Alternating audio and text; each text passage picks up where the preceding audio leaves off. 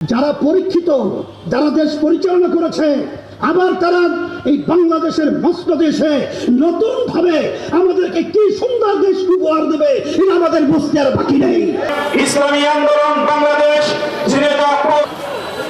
ইসলামী আন্দোলন বাংলাদেশ সম্মানিত সভাপতি, সম্মানিত যারা যাদের নেতার কথা মানে না, তারা ক্ষমতায় গেলে আমাদেরকে সিদ্ধান্ত নিতে হবে। প্রিয় ভাইরা, আজকে যদি আমরা আবার জাতির মুক্তি আসবে না। জাতির মুক্তির জন্য ইসলামপন্থী জনতা যদি ঐক্যবদ্ধ ভাবে আগামী নির্বাচনে কথা হবে স্লোগানে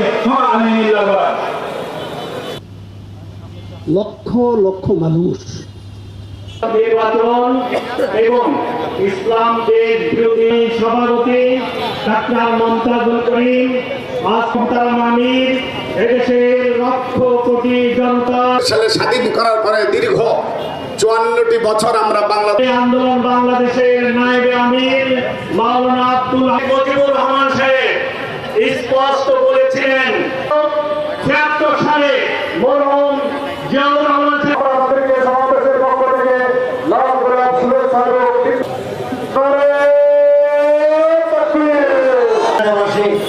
আজকে এই জনসমাবেশে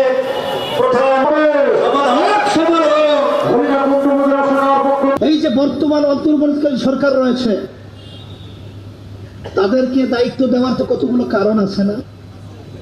কারণের ভিতরে একটা হলো সংস্কার। আর এই খুনিদের, গুমিদের এবং ওই জালেমদের, এই বদমাইশদের, টাকা পাচারকারীদের দৃশ্যমান বিচার, এরপরে সুন্দর একটা পরিবেশে পিয়ার পদ্ধতির নির্বাচন। এই জন্য আমার বাজানদেরকে বলবো, আমি আমার দায়িত্ব পালন করছি, আপনাদের কাছে বলে রেখে গেলাম, যারা পরীক্ষিত, যারা দেশ পরিচালনা করেছে, আবার তারা এই বাংলাদেশের মসনদে এসে নতুন ভাবে আমাদেরকে কি সুন্দর দেশ উপহার দেবে এটা আমাদের বুঝতে আর বাকি নেই।